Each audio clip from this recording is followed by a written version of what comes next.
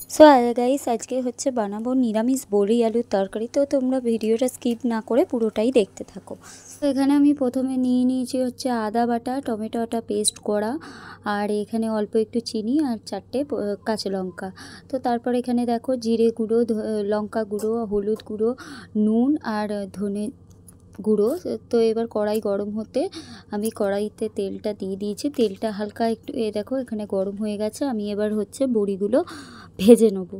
তো দেখো এখানে আমি বড়িগুলো লাল লাল করে ভেজে নিয়েছি, নিয়ে একটা বাটিতে রেখে দিয়েছি। এবার হচ্ছে আমি আলুগুলো ভেজে নেব। তো এখানে আমি আলুগুলো হালকা সিদ্ধ করে নিয়ে তারপরে ভেজেছি। তোমরা চাইলে সিদ্ধ না করে এমনিও ভাজতে পারো।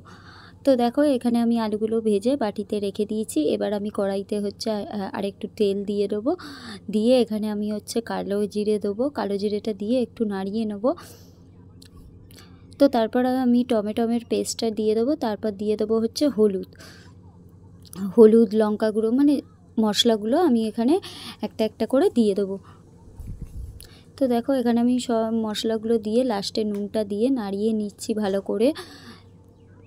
তো দেখো এখানে মশলা নাড়ানো হয়ে গেছে। এবার আমি দিয়ে দেবো হচ্ছে আদা বাটা। তো আদা বাটা দিয়ে, তো দেখো এখানে আমি আদা বাটা দিয়ে ভালো করে নাড়িয়ে এবার দিয়ে নিয়েছি হচ্ছে 4টে কাঁচা লঙ্কা, গোটা কাঁচা লঙ্কা। তোমরা চাইলে ভেঙেও দিতে পারো ঝালটা পরিমাণ মতো। তো লাস্টে এখানে আমি চিনি দিয়ে নিচ্ছি। চিনি দিয়ে ভালো করে নাড়িয়ে নেব কড়াতে যতক্ষণ না তেল ছাড়ে। তো দেখো এখানে আমার হালকা হালকা তেল ছেড়ে গেছে। এবার আমি হচ্ছে আলুগুলো, ভেজে রাখা আলুগুলো দিয়ে দিচ্ছি। তো আলুগুলো দিয়ে আমি ভালো করে এখানে নাড়িয়ে নেব।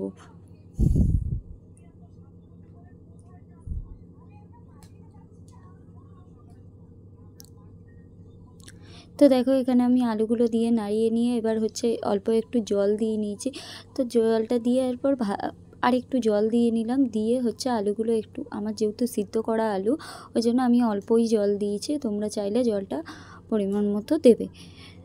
তো এখানে আমি জল দিয়ে দিয়েছিলাম আর ঢাকা দিয়ে দিয়েছিলাম। দেখো 5 মিনিট পর আলুগুলো ফুটে গেছে। এবার হচ্ছে আমি ভেজে রাখা বড়িগুলো দিয়ে দেবো। দিয়ে ভালো করে নাড়িয়ে নেবো।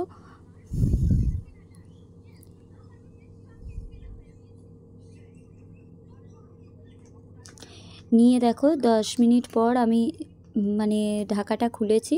তো এই দেখো এখানে হচ্ছে বড়ি, মানে আলু বড়ির তরকারিটা ফুটে গেছে। তো তো তারপর আমি একটা পাত্রে নামিয়ে নেব। ফাইনালি আলু বড়ির তরকারিটা আমার রেডি হয়ে গেছে। তোমরাও এইভাবে করো, দেখো কেমন লাগে। আর আমার ভিডিওটা ভালো লাগলে লাইক, কমেন্ট, শেয়ার আর চ্যানেলটা সাবস্ক্রাইব করে দিও। চলো আজকের মতো টাটা।